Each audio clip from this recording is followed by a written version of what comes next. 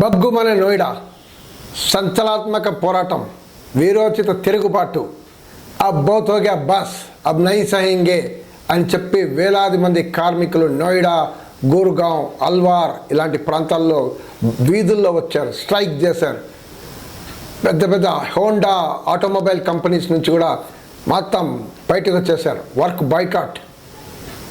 ఏంటి ఈ సంచలనాత్మక తిరుగుబాటుకి కారణం అని మనం చూస్తే 12 ఫిబ్రవరి 2026 స్ట్రైక్ జరిగింది. మనం చూసాం. ఈ లేబర్ కోడ్లకు వ్యతిరేకంగా, అంటే జీతాలు పెంచమని 26,000 జీతాలు మినిమం వేజ్ ఉండాలని ట్రేడ్ యూనియన్స్ డిమాండ్ ఉంది. దాన్ని మనం స్ఫూర్తిగా తీసుకొని చూస్తే మొదటిగా హర్యానాలో IOC Indian oil corporation public sector company, అక్కడ 10,000 మంది కాంట్రాక్ట్ కార్మికులు 12 గంటల పని విధానానికి వ్యతిరేకంగా స్ట్రైక్ చేశారు. పబ్లిక్ సెక్టార్లో ప్రైవేట్ దోపిడీ. అదే రకంగా పానిపెట్లో హర్యానాలో స్ట్రైక్ జరిగింది.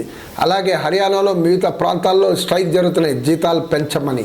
అప్పుడు హర్యానా గవర్నమెంట్ దిగి వచ్చి 2-3 వేలు జీతాలు అనేది పెంచడం జరిగింది. పక్కనే ఉన్న నోయిడా ప్రాంతాల్లో వర్కర్స్ కూడా మా సంగతి ఏంటి, మా ప్రభుత్వాలు ఏం చేయట్లేదని, ఈ ఇరాన్ పైన అమెరికా, ఇజ్రాయెల్ దాడి వల్ల ఎల్పిజి ధరలు విపరీతంగా పెరగడం వల్ల వీళ్ళ బతుకు అసలు దుర్భరం అయిపోతుంది. 10,000 12,000 అసలు సరిపోకపోతే ఇంకా ఈ ధరలు, ఎల్పిజి ధరలు, కూరగాయల ధరలు, స్కూల్ ధరలు, మిగతా ధరలు ఇవన్నీ విపరీతంగా పెంచితే అసలు వర్కర్స్ పరిస్థితి చాలా దారుణంగా తయారైంది.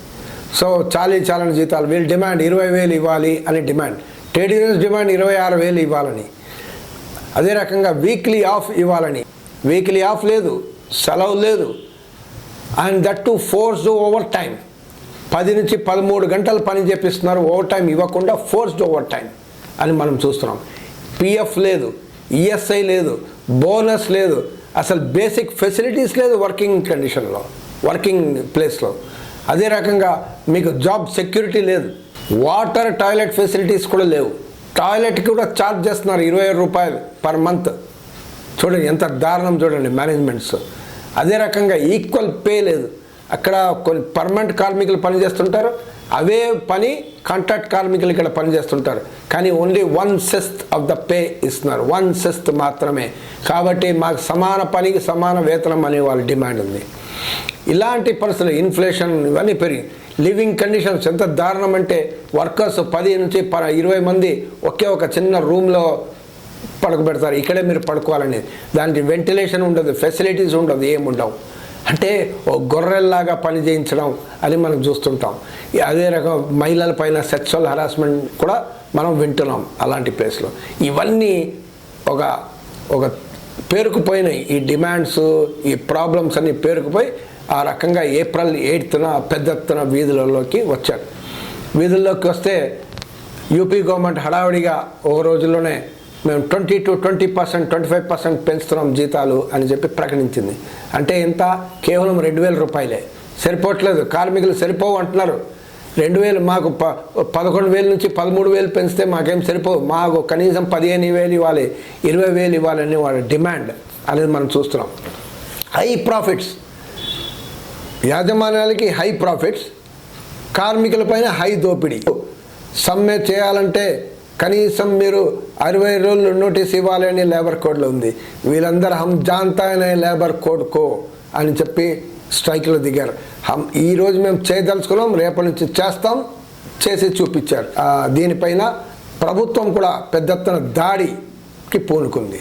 అసలు కార్మికులు ఎందుకు స్ట్రైక్ చేస్తున్నారు, వాళ్ళ సమస్యల పరిష్కారం పిలిచి వాళ్ళని కూర్చోబెట్టి వాళ్ళ సమస్యల్ని పరిష్కరించబోయి ఏదో కేవలం 20% పెంచేసి 400 కార్మికులు యాక్టివిస్టులని ఈరోజు కూడా వాళ్ళు అరెస్ట్ చేసి వాళ్ళపైన చాలా ఎఫ్ఐఆర్లు వేసి జైల్లో కూడా పంపించిన మాపాలు ఉన్నాయి.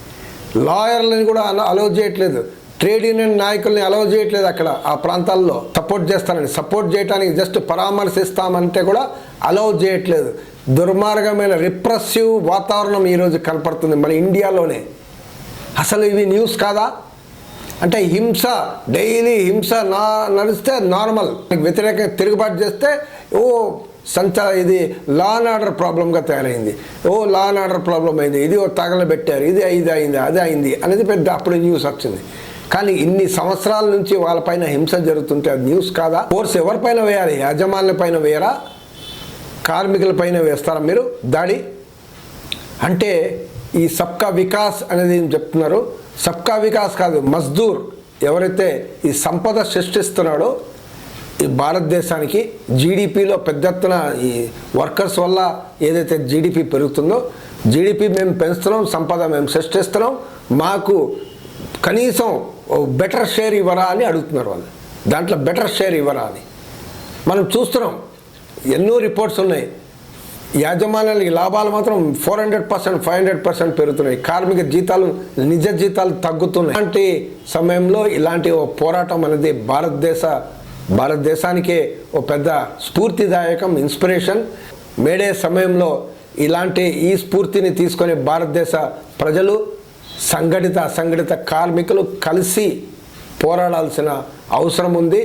అంటే ఈ దోపిడీకి వ్యతిరేకంగా పోరాడాల్సిన అవసరం ఉంది, తమ హక్కుల కోసం పోరాడాల్సిన అవసరం ఉంది అనేది ఈ పోరాటం అనేది అలాంటి లెసన్స్ అనేది మనకు నేర్పిస్తుంది. మేడే శుభాకాంక్షలు అందరికీ.